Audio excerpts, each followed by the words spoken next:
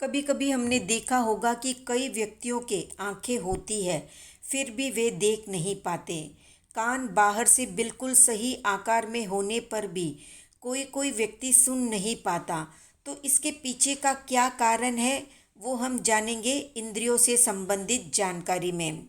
आगे बढ़ने से पहले अगर आप चैनल पर नए हैं तो सब्सक्राइब कर दीजिए और बेल आइकन को दबा दीजिए। प्रत्येक जीव तीन लोक के ऐश्वर्य से संपन्न होता है, इसलिए उसे इंद्र कहते हैं। वो इंद्र या जीव जिस चिन्ह से पहचाना जाता है उसे इंद्रिय कहते हैं। ये इंद्रिय शब्द की व्युत्पत्ति है। जिससे अपने एक विषय का ज्ञान होता है उसे इंद्रिय कहते हैं। ये इंद्रिय की परिभाषा है। जिस इंद्रिय से स्पर्श का ज्ञान होता है वो है स्पर्शन इंद्रिय यानी त्वचा। जिस इंद्रिय से रस का ज्ञान होता है वो है रसन इंद्रिय अर्थात जिह्वा। जिस इंद्रिय से गंध का ज्ञान होता है वो है घ्राण इंद्रिय यानी नाक। जिस इंद्रिय से रूप का ज्ञान होता है वो है चक्षु इंद्रिय यानी आंख। जिस इंद्रिय से शब्द का ज्ञान होता है वो है श्रोत इंद्रिय यानी कान। अब जानते हैं इंद्रिय के भेदों के बारे में।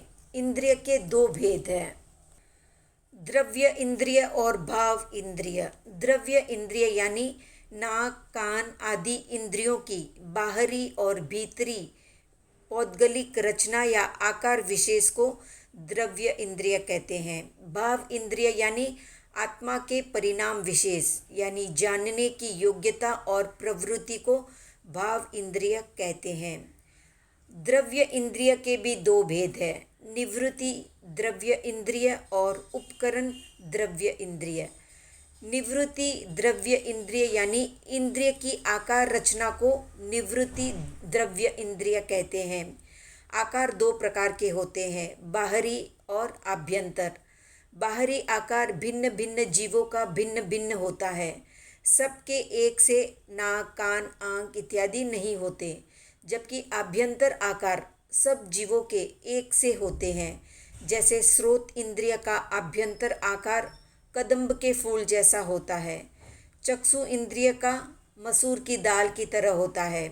घ्राण इंद्रिय का अतिमुक्त पुष्प की चंद्रिका जैसा होता है। रसन इंद्रिय का खुरपे जैसा होता है। केवल स्पर्शन इंद्रिय का आभ्यंतर आकार अनेक प्रकार का होता है, वो अपने शरीर के आकार जैसा होता है। अब जानते हैं उपकरण द्रव्य इंद्रिय के बारे में। आभ्यंतर निवृत्ति के भीतर अपने अपने विषय को ग्रहण करने में समर्थ जो पौद्गलिक शक्ति होती है उसे उपकरण द्रव्य इंद्रिय कहते हैं। अब जानते हैं कि आभ्यंतर निवृत्ति द्रव्य इंद्रिय और उपकरण द्रव्य इंद्रिय में क्या भेद है। तो आभ्यंतर निवृत्ति है आकार और उपकरण है उसके भीतर विद्यमान अपने अपने विषयों को ग्रहण करने वाली पौद्गलिक शक्ति।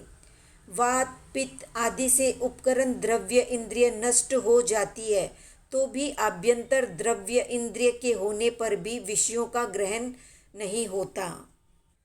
उदाहरण के लिए बाह्य निवृत्ति है तलवार, आभ्यंतर निवृत्ति है तलवार की धार और उपकरण है तलवार की छेदन भेदन शक्ति।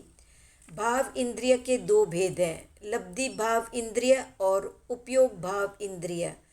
लब्धि भाव इंद्रिय यानी ज्ञानावर्णीय और दर्शनावर्णीय कर्म का क्षयोपशम होने पर स्पर्श आदि विषयों को जानने की जो शक्ति होती है उसे लब्धि भाव इंद्रिय कहते हैं।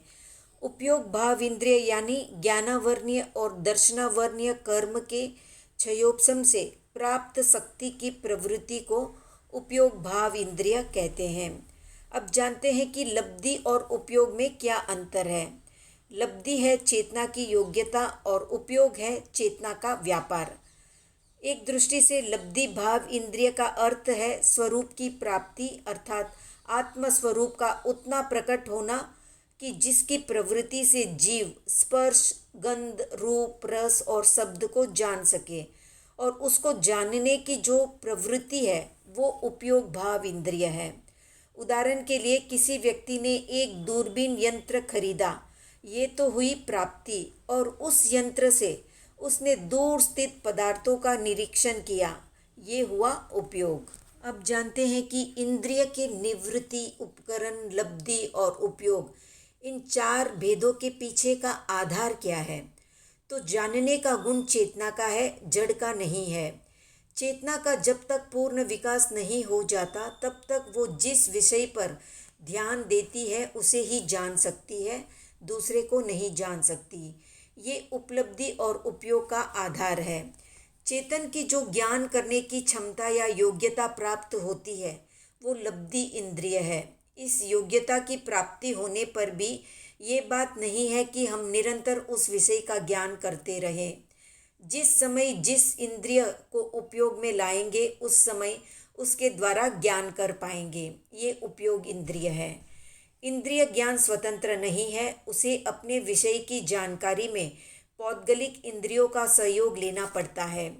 जानने की क्षमता होने पर भी यदि आंख का गोला विकृत हो जाए तो चक्षु इंद्रिय अपने विषय का ज्ञान नहीं कर सकती।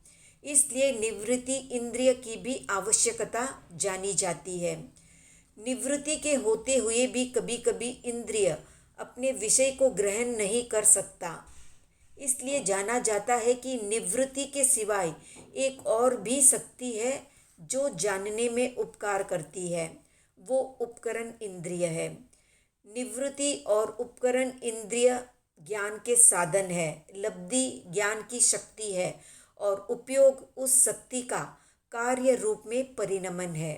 ये चारों मिलकर अपने अपने विषय का ज्ञान कर सकती है, एक, दो या तीन नहीं, या अलग अलग रूप में नहीं कर सकती। इन 5 इंद्रियों के अतिरिक्त एक और भी इंद्रिय है जिसे मन कहते हैं। मन ज्ञान का साधन है, पर स्पर्शन आदि की तरह बाहरी साधन न होकर आंतरिक साधन है, इसलिए उसे अंतःकरण भी कहते हैं। मन का विषय बाह्य इंद्रियों की तरह परिमित नहीं है। बाहरी इंद्रियां केवल मूर्त पदार्थों को ग्रहण करती है और वो भी अंश रूप से, परंतु मन मूर्त अमूर्त सभी पदार्थों को ग्रहण करता है और वो भी अनेक रूप से। मन का काम विचार करने का है, वो सभी विषयों में विकास योग्यता के अनुसार विचार कर सकता है। इंद्रियों द्वारा जाने गए विषयों का आलोचनात्मक ज्ञान करता है, इसलिए वो 9 इंद्रिय या ईषद इंद्रिय यानी इंद्रिय के जैसा कहलाता है और वो चिंतन में स्वतंत्र होता है, इसलिए वो अन इंद्रिय भी कहलाता है।